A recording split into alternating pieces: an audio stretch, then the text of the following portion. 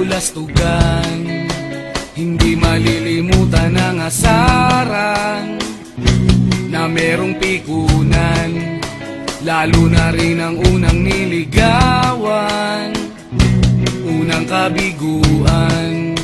At dyan nasiseryoso ang usapan, ang pagdadamayan ng tunay at tapat na kaibigan.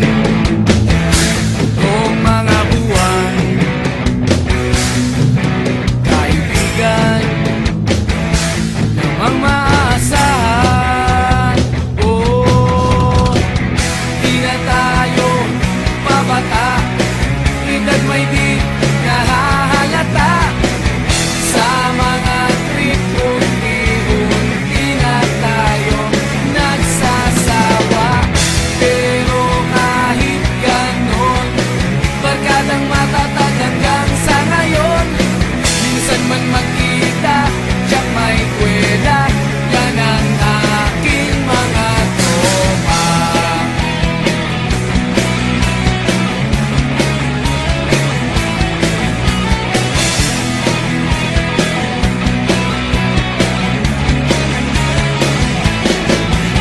Inuman na pang magdamagan, minsan inaabot pa ng ayaan, na kung saan-saan, na para bang walang kinabukasan at kahantungan.